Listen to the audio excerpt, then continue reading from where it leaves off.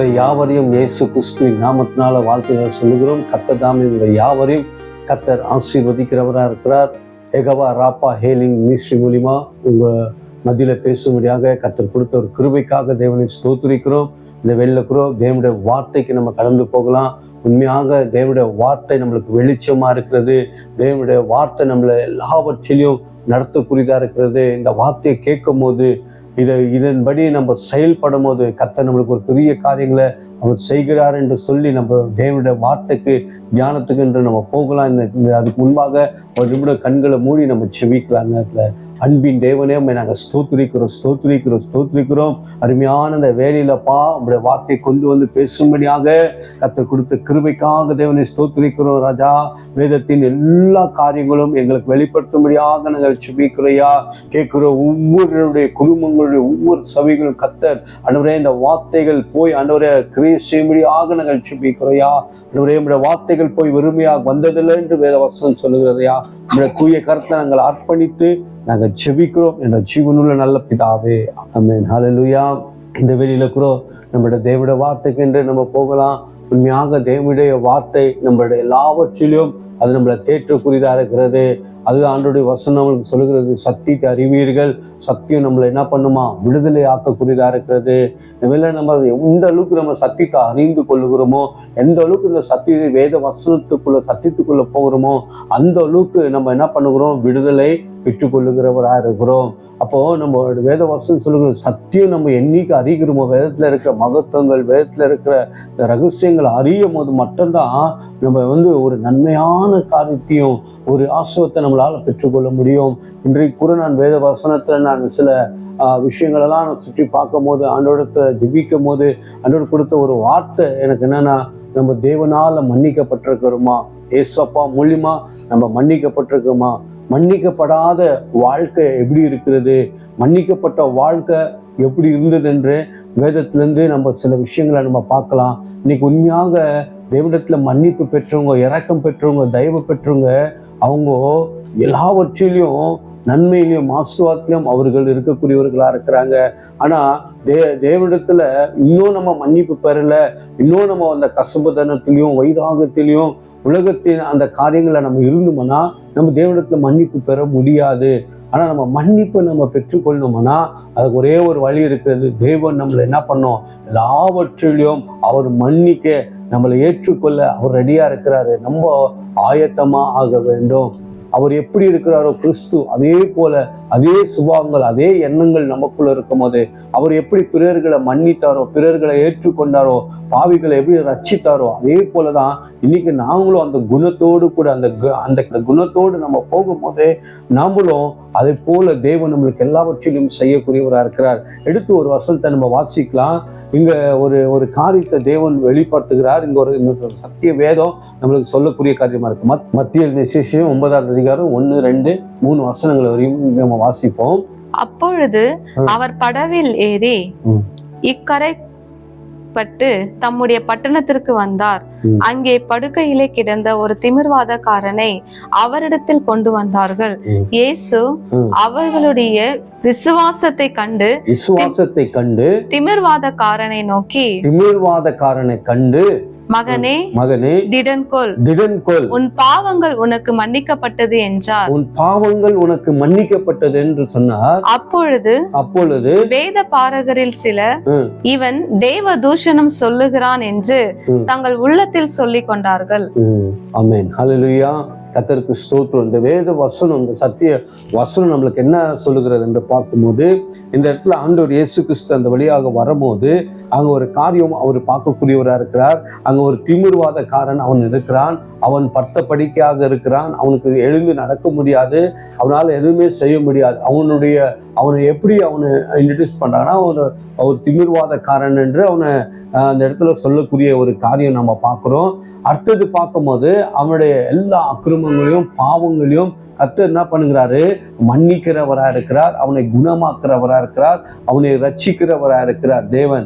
இதுல பார்க்கணும், இந்த வேத வசனத்தை நம்ம பார்க்கும் போது அந்த 2வது அதிகாரத்துல ஒரு காரியத்தை சொல்றாரு பாருங்க. தேவன் படிங்க. அங்கே படுக்கையில கிடந்த ஒரு திமிர்வாதக்காரனை, படுக்கையில் இருந்த ஒரு திமிர்வாதனை கண்டு அவரிடத்தில் கொண்டு வந்தார்கள். அவரிடத்துல கொண்டு வந்தார்கள். இயேசு அவர்களுடைய விசுவாசத்தை கண்டு அவருடைய விசுவாசத்தை கண்டு திமிர்வாதக்காரனை நோக்கி, மகனே திடன்கொள், உன் பாவங்கள் உனக்கு மன்னிக்கப்பட்டது என்றார்.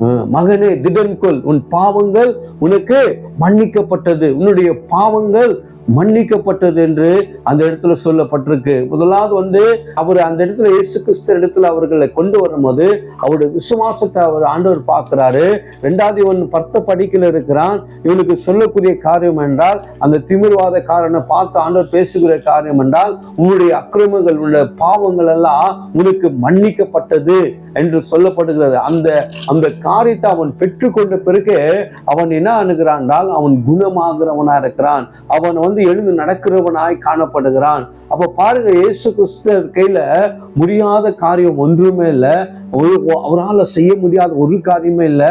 ஆனா தேவன் பாருங்க, அந்த இடத்துல ஏன் ஆண்டவர் இயேசு கிறிஸ்து அவனை பார்த்து, அவனே ஒரு 10 படிக்கல இருக்கிறான், அவனே ஒரு எழுதுக்க முடியாம இருக்க, அவனு 4 பேர் தூக்கிட்டு வராங்க, இயேசு கிறிஸ்து வராங்க. ஆனா இயேசு கிறிஸ்து என்ன பண்றாரு, அந்த இடத்துல எந்த ஒரு காரியத்தையும் பார்க்கல. அவனுக்குள்ள இருக்கிற அக்கிரமத்தையும் அவனுக்குள்ள இருக்கிற பாவத்தையும் கர்த்தர் மன்னிக்கிறவரா இருக்கிறார். இன்னைக்கு நாம பாவம் மன்னிப்பை நம்ம பெற்றுக்கொண்டிருக்கிறோமா? இன்னும் இல்ல நம்முடைய பாவ ஜீவித்துல நம்ம வாழுகிறோமா? இன்னும் துன்மார்க்கத்துல நம்ம வாழுகிறோமா என்று நம்ம யோசித்து பார்க்க வேண்டும். இன்னைக்கு ஒரு மனுஷனுடைய பாவங்கள் அக்கிரமங்கள் மன்னிக்கப்படுகிறதோ, அந்த மனுஷனுக்கு நோய்களும் குணம் எல்லாமே, அவனுக்கு வியாதிகள் கூட குணமாகிறதா இருக்கிறது. இவனுடைய வாழ்க்கையில எத்தனையோ ட்ரீட்மெண்ட்கள் அவனுக்கு செய்திருக்கலாம், எத்தனையோ வைத்தியர்களை பார்த்திருக்கலாம், எத்தனையோ பேர் அவன் நம்பி இருக்கலாம். ஆனா ஒரு பிரயோஜனமும் கிடையாது. எப்போது இயேசு கிறிஸ்து இடத்துல கொண்டு வந்தார்களோ, எப்போது இயேசு கிறிஸ்து அந்த கொண்டு வந்த விசுவாசத்தை பார்த்து அந்த இடத்துல அவனுடைய இருந்த அந்த அக்கிரமத்தையும் பாவத்தையும் என்னைக்கு ஆண்டவர் நீக்கினாரோ, அப்போதே அவனுக்கு என்ன ஆகுறதுன்னா, ஒரு சுகம், ஒரு அற்புதம் அவன் வாழ்க்கையில நடந்ததா இருக்கிறது. நம்முடைய தேவன் தயவுள்ள தேவன். நம்முடைய தேவன் அவர் பாவங்களை பார்க்காத ஒரு நல்ல ஒரு தேவனா இருக்கிறார். அவர் நம்முடைய எல்லா பாவங்களையும் மன்னிக்கிறவரா இருக்கிறார்.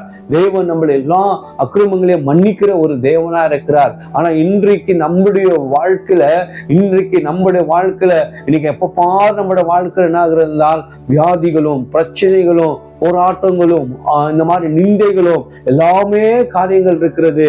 ஆனாலும் நம்முடைய வாழ்க்கையில இன்னைக்கு அதெல்லாம் போகணும் என்றால், நம்ம ஒன்று தேவனிடத்துல நம்ம என்ன பண்ண வேண்டும், மன்னிப்பை நம்ம பெற்றுக்கொள்ளுகிறவராக இருக்கிறோம். அப்போ நம்ம தேவனிடத்துல எப்படி நம்ம மன்னிக்கிறோம்னா, அப்படி எப்படி ஜனங்களை அவர் மன்னித்தாரோ நம்மளும் என்ன பண்ண வேண்டும், ஜனங்களை மன்னிக்கிற காரியங்களுக்குள்ள நம்ம போகும்போது நம்மளும் என்ன பண்ணுகிறோம், மன்னிப்பை பெற்றுக்கொள்ளுகிறவராக இருக்கிறோம். அப்போ வேதத்துல இருந்து நம்ம சில விஷயங்கள் எல்லாம் நம்ம பார்க்கும்போது, முதலாவது ஒரு காரியத்தை நம்ம வேதத்துல நம்ம பார்க்கும்போது, தேவன் வானத்தையும் பூமியும் உண்டாக்கினார். எல்லா காட்டு மிருகங்களையும் நெண்ணுகளையும் எல்லாத்தையும் உண்டாக்குன தேவன். அதுல பார்க்கும்போது ஆதாம் ஏவாளை கர்த்தர் உண்டாக்குறாரு. உண்டாக்கி பழகி பெருகும்படியாக ஒரு நல்ல ஒரு அழகான வீட்டுக்குள்ள அவரை விடுகிறவரா இருக்கிறார். ஆனா அந்த இடத்துல அந்த ஆதாம் ஏவாளுக்கு ஆண்டவர் சொல்லிட்டு போகிற நன்மை தீமை அறிகிற அந்த கனியும் அந்த இடத்துல இருக்கு. இந்த கனியை மட்டும் நீங்கள் புசிக்காதீங்க என்று சொல்லிட்டு போறாரு. அதையும் மீறி அவர்கள் என்ன பண்ணுகிறார்கள், தேவனுக்கு மீறி அவர்கள் அந்த சர்வத்தின் நிமித்தம் வஞ்சிக்கப்பட்டு அவர்கள் அந்த பழத்தை அவர்கள் புசிக்கிறவர்களா இருக்கிறார்கள். எப்போது அவர்கள் அந்த பழத்தை அவர்கள் புசிக்கிறார்களோ, எப்போது அந்த பாவங்களை அவங்க செய்ய ஆரம்பிக்கிறாங்களோ, அப்போதே அவங்களோட வாழ்க்கையில அவர்கள் தேவனுடைய ஏதேன் தோட்டத்திலிருந்து அவர்கள் துரத்தப்பட்டார்கள் என்று சொல்லப்பட்டுகிறது. அவர்களும் மறைந்திருந்து அவர்கள் அந்த இடத்துல பார்க்கக்கூடியவர்களா இருக்கிறாங்க. ஆனா அந்த இடத்துல பாருங்க, அவ்வளவு ஒரு தவறுகளை செய்தாரு. தேவன் அந்த இடத்துல செய்யாத என்று சொன்ன காரியத்தை துணிந்து அந்த இடத்துல அவர்கள் செய்தவர்களா இருக்கிறாங்க. ஆண்டவர் எல்லா ஒரு நன்மையும் செய்தாரு. அவங்களுக்கு வேண்டிய எல்லா வசதிகளும் கர்த்தர் உண்டாக்கி கொடுத்தாரு. அவர்களுக்கு என்ன ஆகாரங்கள் என்ன வேணுமோ எல்லாமே உண்டாக்கி கொடுத்தாரு. ஆனா அவர்கள் செய்த காரியம் என்றால் தேவனுக்கு விரோதமான காரியத்தை அவர்கள் செய்தார். சரி, தேவனுக்கு விரோதமான காரியங்களை செய்தார்கள், ஏதேன் தோட்டத்திலிருந்து துரத்தப்பட்டார்கள். ஆனாலும் தேவன் என்ன பண்ணாரு, அவர்கள் மேல இரக்கமா இறங்கி அவர்களை திருப்பி என்ன பண்ணுகிறார், ஆண்டவர் எல்லா காரியங்களையும் செய்யக்கூடியவராக இருக்கிறார், மன்னிக்கிறவராக இருக்கிறார். ஆனா இந்த ஆதாம் ஏவாள் பார்க்கும்போது இவர்கள் தேவனிடத்துல மன்னிப்பை அவர்கள் பெற்றுக்கொள்ள, ஐயோ நான் தவறு செய்த, நான் உனக்கு விரோதமா செய்தேன் என்று சொல்லி அவர்கள் என்ன பண்ணல, மன்னிப்பை அவர்கள் பெற்றுக்கொள்ளவே முடியல. அவரால் மன்னிப்பு பெற்றுக்கொள்ள முடியல. இன்னைக்கு நம்ம ஒரு தவறுகளை நம்ம செய்கிறோமோ, நம்மளோட மனசாட்சிக்கு தெரியும், இந்த தவறு நான் செய்யறேன், இந்த தவறுக்குள்ள நான் போய்கொண்டிருக்கிறேன், என்னுடைய வாழ்க்கை சரியான ரீதியில போகல என்று நம்ம என்னைக்கு நாம் ஒரு வாழ்க்கை ஒரு கட்டத்துக்குள்ள போகிறோமோ அப்போதே நம்ம நினைக்க வேண்டும், ஏதோ நான் தேவனுக்கு விரோதமாய் செய்கிறேன், அப்பா என்னை தயவாய் என்னை மன்னித்து என் மேல மனம் இறங்குன்னு சொல்லும் போது ஆண்டவர் தயவாய் நம்ம மேல மனம் இறங்கி அவருடைய கரங்களை நம்ம மேல வைத்து நம்மளை எல்லா கிரமங்களையும் அவரை மன்னிக்கிற ஒரு நல்ல அருமையான ஒரு தேவன் நம்மளோடு கூட இருக்கிறார். அல்லேலூயா. இன்னைக்கு நம்முடைய வாழ்க்கையில நம்ம எந்த மாதிரி ஒரு பாவியா இருந்தாலும், இல்ல நம்மளோட வாழ்க்கையில எந்த மாதிரி உலகத்துல நம்ம புறக்கணிக்கப்பட்டு உன்னுடைய பாவங்கள் உனக்கு மன்னிக்கப்படாது, இல்ல உன் வாழ்க்கை நீ இப்படிதான் அழிந்து போயிடுவ என்று சொல்லி நம்மளை தள்ளி விடும் போது கூட நீ ஒரே ஒரு இடத்துல போய் தேவனிடத்துல ஏசப்பா கிட்ட கேட்கும் போது உன்னுடைய அக்கிரமங்கள் கௌரவமா இருந்தாலும், உன்னுடைய பாவம் கௌரவமா இருந்தாலும், எதா இருந்தாலும் ஆண்டவர் வந்து மன்னிக்கிற ஒரு தேவன் நம்மளோடு கூட இருக்கிறார். அப்போ ஆண்டவர் அந்த இடத்துல அவர்களை தள்ளி விடல. திருப்பி ஆண்டவர் என்ன பண்ணாரு, ஒரு கிருபையாக அவர் செய்தவரா இருக்கிறார். அவருடைய அக்கிரமங்கள் அவருடைய பாவங்கள் எல்லாம் கர்த்தர் மன்னிக்கிறவரா இருக்கிறார். ரெண்டாவது நம்ம பார்க்கும் போது அப்போஸ்தலர்ல 5வது அதிகாரத்துல அதுல 1-2 வசனத்தை வாசிப்போம். அனனியா என்னும் பேருள்ள ஒருவனும் அவனுடைய மனைவியாக சப்பீராலும் தங்கள் காணாட்சியை விற்றார்கள். தன் மனைவி அறிய அவன் கிரயத்திலே ஒரு பங்கை வஞ்சித்து வைத்து ஒரு பங்கை கொண்டு வந்து அப்போஸ்தலருடைய பாதத்திலே வைத்தான். பேதுரு அவனை நோக்கி, அனனியாவே, நிலத்தின் கிரயத்தில் ஒரு பங்கை வஞ்சித்து வைத்து பரிசுத்த ஆவியினிடத்தில் பொய் சொல்லும்படி சாத்தான் உன் இருதயத்தை நிரப்பினது என்ன? இருதயத்தை நிரப்பினது என்ன என்றார். பாருங்க, இந்த அனனியா சப்பரியா 2 பேர் அவர்கள் இருக்கிறார்கள். இவர்களுடைய சொந்த நிலத்தை அவர்கள் விற்கிறார்கள். விற்று அந்த பணத்தை அவர்கள் ஏற்று வரும்போது என்ன பண்றாங்க, பரிசுத்த ஆவியானுக்கு விரோதமாக அவர்கள் செயல்படுகிறவரா இருக்கிறார்கள், பொய் சொல்லுகிறவர்களா இருக்கிறாங்க அந்த இடத்துல. ரெண்டாவது அவர்கள் எப்போது அவங்க ஹிருதயத்துக்குள்ள ஒரு வஞ்சனை காணப்பட்டதோ, எப்போது அவர்களுக்கு அந்த குணங்கள் அந்த கேரக்டர் அவங்களுக்குள்ள மாற ஆரம்பிக்குதோ, அப்போதே ஒருவன் காற்று கொண்டிருக்கிறான், சத்துருவான அவன் ஹிருதயத்துக்குள்ளே அவன் ஹிருதயத்துக்குள்ளே போகக்கூடியவனா இருக்கிறான். அந்த இடத்துல கிளியர் சொல்லப்பட்டிருக்கு, உன் ஹிருதயத்துல பிசாசு நிரப்பினது என்ன என்ற சொல்றார். அப்ப பார்க்கும்போது அந்த இடத்துல இவர்கள் விற்றார்கள், எல்லாம் செய்தார்கள். அப்ப அந்த இடத்துல பார்க்கும்போது அவர்கள் பரிசுத்தாவிற்கு விரோதமாக அவர்கள் பொய் சொல்லுகிறவர்களாக இருக்கிறார்கள், விரோதமாக செய்கிறவர்களா இருக்கிறாங்க. ஆனா அந்த இடத்துல பார்க்கும்போது அவர்கள் பார்க்கும்போது கணவன் செத்தது மனைவிக்கு தெரியாது, மனைவி செத்தது கணவனுக்கு தெரியாது. அத்த நிமித்துல ஒரு கோரமான மரணம் நடக்கிறது. இப்போ ஒண்ணும் இல்லை, அந்த இடத்துல போய் தேவனுக்கு முன்பாக நாங்கள் செய்தது தவறு, நாங்கள் செய்தது மன்னிப்பு எங்களுக்கு வேணும் என்று 2 பேர் அவர்கள் மன்னிப்பு கேட்டிருந்தா அவங்களுக்கு அந்த மரணம் நேடிட்டு இருக்காது, பிசாசி வஞ்சித்து இருக்க முடியாது. ஆனா என்னைக்கு ஒரு மனுஷன் மன்னிப்பு பெறாம அவன் வாழ்க்கையில போகிறானோ, அவன் வாழ்க்கையில இன்னைக்கு மரணத்தையும் சந்திக்கக்கூடியதா இருக்கிறது. ரெண்டாவது பிசாசியுடைய காரியங்களும் நம்மளை அட்டாக் பண்ணுகிற காரியமா இருக்கிறது. இன்னைக்கு நான் ஒன்று சொல்லுகிறேன், எந்த காரியம் வந்தாலும் தேவனிடத்தை நம்ம மன்னிப்பு பெறும்போது ஆண்டவர் நம்மளை பொறும்பி தள்ள மாட்டாரு. போடா, நீ இவ்வளவு பாவம் செய்த, நீ இப்படி இருந்துட்ட, நீ என்னால மன்னிக்க முடியாது, போ, உன்னால அவ்வளவுதான் முடிஞ்சிச்சின்னு சொல்ல மாட்டார் ஆண்டவர். ஆண்டவர் நம்மளை மகனே, நீ இனிமே இந்த தவறு செய்யாத, இனிமே இந்த பாவத்துக்குள்ள நீ போகாத, நான் உன் கூட இருக்கிறேன், நான் உன்னை தேற்றுவேன், நான் உன்னை காப்பாற்றுவேன் சொல்லி ஆண்டவர் நம்மளை அந்த பாவத்தெல்லாம் ஒரு மன்னிக்கிறவரா இருக்கிறார். ஆனா அனனியா சப்பரியா அப்படி செய்யல. அவர்கள் அந்த இடத்துல என்ன பண்ணார்கள்னா, ஒன்று பிசாசுக்கு இடத்து கொடுத்தவர்களா இருக்காங்க, ரெண்டாவது மரணத்துக்கு இடத்த கொடுத்தவங்களா இருக்கிறாங்க. அப்ப என்னைக்கு பிசாசி போருகிறானோ, ரெண்டாவது நம்ம வாழ்க்கையில மரணம் உண்டாக்குறதா இருக்கு. ஒன்று இல்ல, சரி மனைவிதான் தப்பு பண்ணிட்டா, மனைவி தப்பான்டா, சரி கணவன் போய் என்ன பண்ணிருக்கலாம், ஆனா சேராம செய்யிட்டேன் மனைவி சொல்லிட்டு ஒரு மன்னிப்பு ஆண்டவர்கிட்ட கேட்டிருக்கலாம். சரி கணவன் தான் தப்பு செய்யிட்டா, மனைவி ஆண்டவர் என்ன பண்ணிருக்கலாம், போயிட்டு ஆண்டவர்கிட்ட என் கணவன் இப்படி செய்துட்டான், அவர் தெரியாம செய்யிட்டார் ஆண்டவரே ஒரு மன்னிப்புன்னு கேட்டிருந்தா இவர் மூலியமா இவங்களுக்கு சேவ் ஆயிருக்கும். அப்போ அந்த இடத்துல யாராவது ஒருவர் கர்த்தரிடத்துல மன்னிப்பு கேட்கும் போது அந்த குடும்பங்கள் கட்டப்படுகிறதா இருக்கிறது, அந்த குடும்பத்துல பிசாசனம் வஞ்சிக்காம இருக்கிறது, அந்த வீட்டுல மரணங்கள் உண்டாகாதபடிக்கு கர்த்தர் நம்மளை காப்பாற்றக்கூடிய ஒரு நல்ல ஒரு அருமையான ரட்சகர் இயேசு ராஜா நம்மளோடு கூட இருக்கிறவரா இருக்கிறார். அருமையான ஜனங்களே, நீங்க இந்த வேத வசனத்தின் நிமித்தம் நீங்க வார்த்தைகளை கேட்டுக்கொண்டிருந்தா இன்னைக்கு யார் மேல உங்களுக்கு கசப்புகள், யார் மேல வைராகியங்கள் இன்னும் உங்களோட வாழ்க்கை நீங்க வைத்துக் கொண்டு இன்னும் நீங்க சபைகளுக்குள்ள போய்கொண்டு சபைகள வார்த்தைகளை கேட்டுக்கொண்டுதான் அது ஒரு பிரயோஜனமும் கிடையாது. இன்னைக்கு யாரார மன்னிக்கணுமோ அவர்களெல்லாம் நீங்க தயவா மன்னிங்க.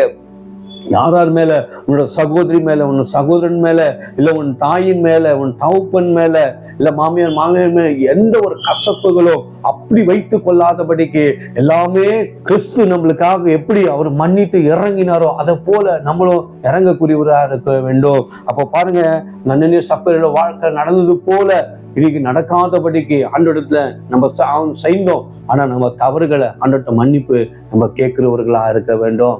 மன்னிப்பு கேட்கும் போது உண்மையாக நம்ம என்ன பண்றோம், நம்ம பெற்றுக்கொள்ளுகிறவரா இருக்கிறோம். கர்த்தருக்கு ஸ்தோத்திரம். அதே போல இன்னொரு ஒரு காரியத்தை கூட நம்ம பார்க்கிறோம். மீரியாள் என்ற ஒரு சகோதரி மோசையோட பார்க்கும்போது மோசையோடு கூட இருந்த ஒரு சகோதரி, அந்த குடும்பத்துல இருந்த ஒரு முக்கியமான ஒரு காரியத்துல இருந்தவர்கள். இயேசு கிறிஸ்து அந்த இடத்துல செங்கடல் ரெண்டாக பிளக்கும் போது அந்த இடத்துல துதித்து பாடி தேவனை துதித்த ஒரு சகோதரி நம்ம பார்க்கிறோம். மீரியாள் என்ற சகோதரி நம்ம பார்க்கிறோம். அவன் மோசைக்கு விரோதமாக அவர் எழும்பி சில காரியங்களை பேசும்போது அந்த சரீரத்தில் அவர் குஷ்டங்கள் அவர்களுக்கு வந்ததா இருக்கிறது. ஆனாலும் கூட அவங்க போய் என்ன பண்ணல, தேவனிடத்துல ஒரு மன்னிப்பை அவங்க பெற்றுக்கொள்ள, நான் செய்தது தவறு, நான் செய்தது பண்ணது தவறுன்னு. ஆனா மோசே அந்த இடத்துல அவர்களுக்காக அந்த இடத்துல செயல்படுகிறவரா இருக்கிறார். அப்போ பார்க்கும்போது இன்னைக்கு ஒருத்தருக்கு ஒருத்தர் நம்ம இறங்கி நம்ம செயல்படும் போது நம்முடைய அக்கிரமங்கள் பாவங்கள் எல்லாம் அது நீங்கி போகிறதா இருக்கிறது. கர்த்தருக்கு ஸ்தோத்திரம். அதே போல நம்ம வேதத்துல சவுல் இருக்கிறாரு, முதல் ராஜா தெரிந்து கொண்டாரு, அநேகத்துக்கு அதிபதியா கர்த்தர் வைத்தாரு, யுத்தத்திலையும் எல்லாத்தையும் சிறந்த ஒரு மனுஷனாய் காணப்பட்டார். எல்லாத்திலையும் கர்த்தர் அவரை நடத்தினவரா இருக்கிறார். அவரும் பார்க்கும்போது கர்த்தரிடத்துல என்ன பண்ணல, சில விஷயங்கள்ல கர்த்தரிடத்துல மன்னிப்பை அவர் பெற்றுக்கொள்ளாம இருக்கிறார்கள். அப்போ நம்ம மன்னிப்பை கர்த்தரிடத்துல என்ன பண்ணோம்னா நம்ம பெற்றுக்கொள்ளுகிறவர்களா இருக்க வேண்டும். நம்ம மன்னிப்பு பெற்றுக்கொள்ளுகிறவருக்கு கர்த்தருடைய தயவு நம்ம மேல இறங்கி அது வருகிறதா இருக்கிறது. அல்லேலூயா. மத்திய விசேஷத்துல நம்ம வாசிக்கும் போது இவனுடைய அக்கிரமங்கள் எல்லாமே அவன் வாழ்க்கையில அவனுக்கு மன்னிக்கப்பட்டதா இருக்கிறது. அவனுடைய நோய்கள் எல்லாம் அவனுக்கு குணமாகப்பட்டதா இருக்கிறது. அப்போ எப்படியாப்பட்ட ஒரு தேவன் நம்மளோடு கூட இருக்கிறார், எப்படியாப்பட்ட ஒரு மகிமையான தேவன் நம்மளோடு கூட இருக்கிறார். கர்த்தருக்கு ஸ்தோத்திரம். அப்போ நம்முடைய வாழ்க்கை, நம்முடைய வியாதிகள் எல்லாம் மறையணும் என்றால் தேவன் நம்மளுக்கு ஒரு அற்புதத்தை தேவன் செய்ய வேண்டும். அப்போஸ்தலர்ல ஒரு வசனத்தை எடுத்து வாசிப்போம். 9வது அதிகாரம் 38வது வசனத்தை வாசிப்போம். யோப்பா பட்டணம் லித்தா ஊருக்கு சமீபமானபடியினாலே பேதுரு அவ்விடத்தில் இருக்கிறார் என்று சீஷர்கள் கேள்விப்பட்டு தாமதம் இல்லாமல் தங்களிடத்தில் வர வேண்டும் என்று சொல்லும்படி 2 மனுஷரை அவனிடத்திற்கு அனுப்பினார்கள்.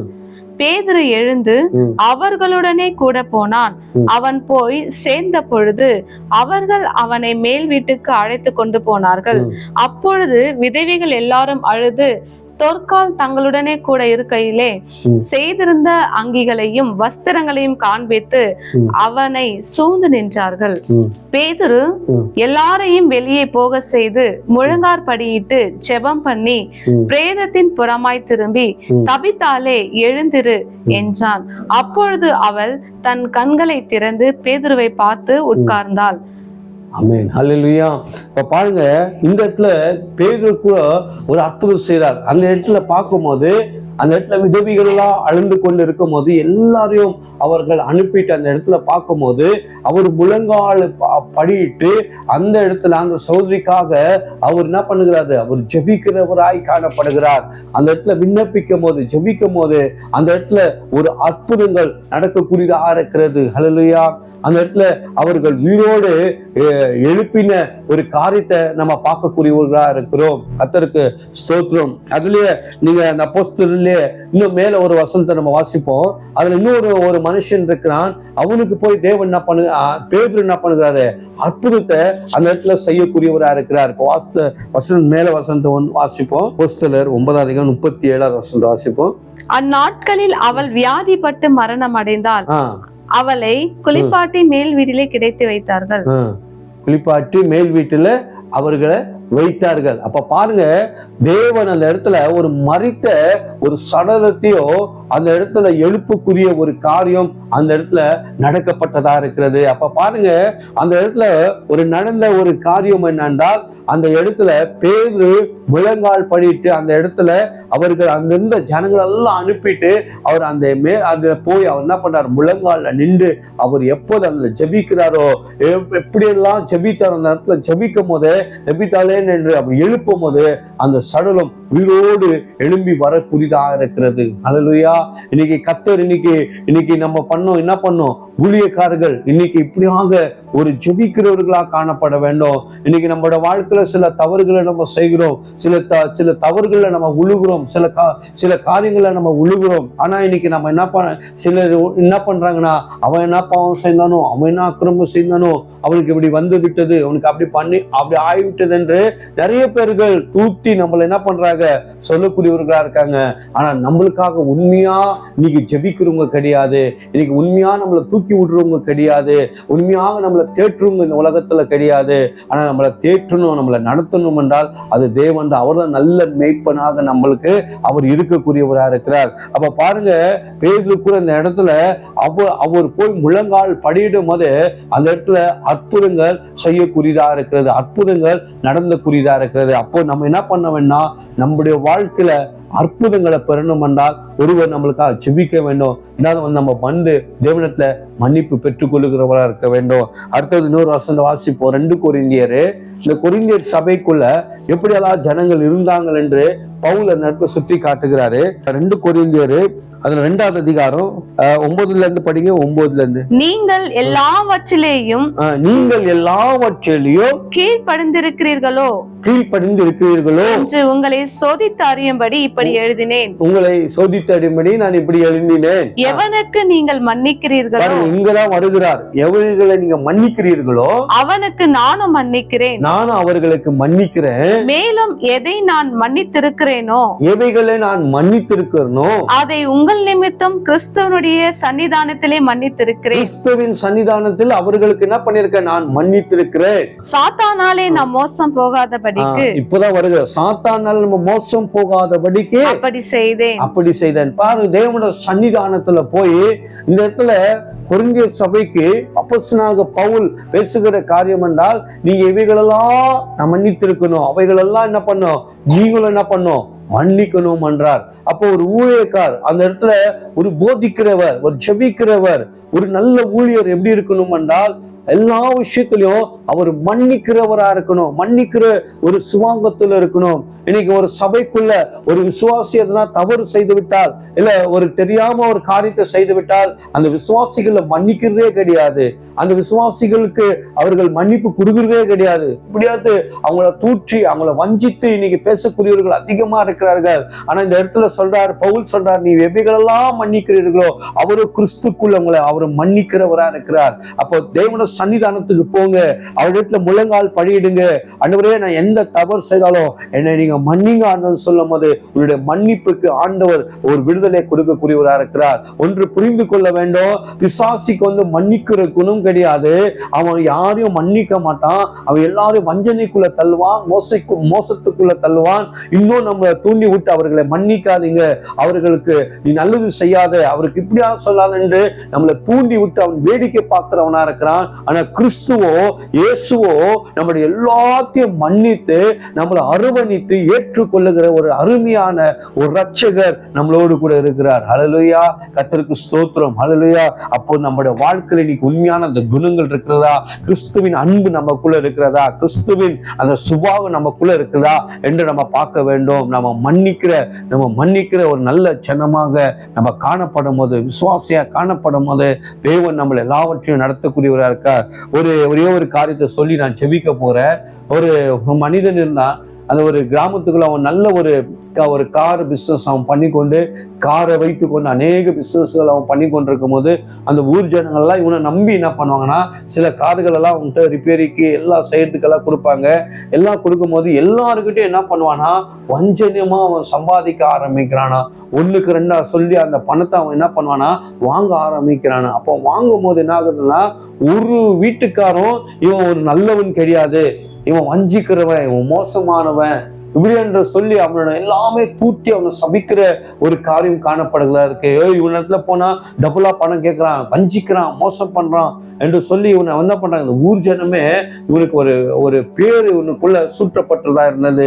அப்போ அவன் என்ன பண்றான், ஒரு நாள் இயேசுவை ஏற்றுக்கொள்ளுகிறான். இயேசுவை ஏற்றுக்கொண்டு அவன் வாழ்க்கையில் இருக்கும்போது இந்த வசனங்கள் எல்லாம் அவன் தியானம் பண்ணும்போது, வசனங்கள் எல்லாம் படிக்கும் போது, அப்போ காண்ற சொல்றார், கிறிஸ்துக்குள்ள எப்படி இயேசு மன்னித்தாரோ, இயேசு எப்படி அந்த மன்னிப்பை, கிறிஸ்துக்குள்ள எப்படி மன்னிப்பை நம்ம பெற்றுக்கொள்ளணும் என்று சொல்லி அவன் அந்த மன்னிப்பை அவன் பெற்றுக்கொள்ளுகிறான். முதலாவது இந்த மன்னிப்பு ஒரு மனுஷனுக்குள்ள வருது.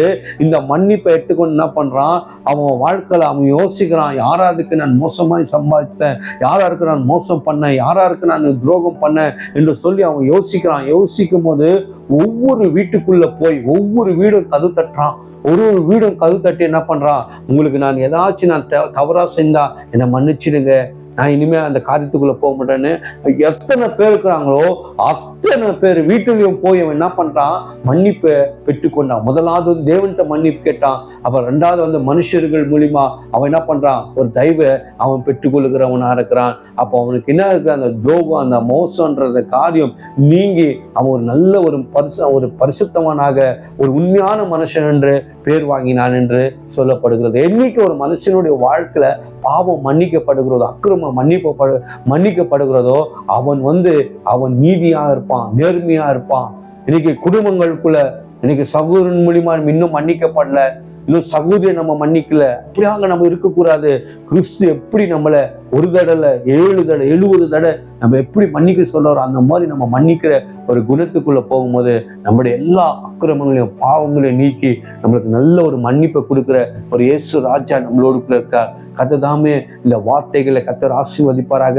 நம்ம கண்களை மூடி நம்ம செபிப்போம். ஆண்டவர்கிட்ட ஒப்பு கொடுங்க. இந்த நேரத்துல கொஞ்ச நேரம் நம்ம ஆண்டவர்கிட்ட ஒப்பு கொடுக்கலாம். அப்பா, நாங்க யார நாங்க மன்னிக்காம இருக்கிறோமோ, யார நாங்கள் ஆண்டவரை இன்னும் நிறைய அந்த கசப்புல, வைராகத்துல, இன்னும் அந்த கோபத்துல நாங்க போய் கொண்டா, தயவாக ஆண்டவரை நாங்க எல்லாரையும் நாங்க மன்னிக்கிறோம்ப்பா, ஆண்டவரே நாங்கள் மன்னிக்கிறோம் சொல்லி ஆண்டவரத்துல விட்டு கொடுக்கிறவர்கள் மேல, சொல்றவர்கள் மேல தேவனுடைய தயவு, தேவனுடைய இரக்கம் இறங்கி வருகிறதா இருக்கிற நேரத்துல சத்துருவா நான் ஓடி போகிறவனா இருக்கிறான். ஆண்டவரே தூய கருத்தை நாங்கள் அர்ப்பணித்து இந்த வேத வசனத்துக்கு முன்பாக வைத்து நாங்கள் ஜெபிக்கிறோம். ஜீவனுள்ள நல்ல பிதாவே, ஆமென்.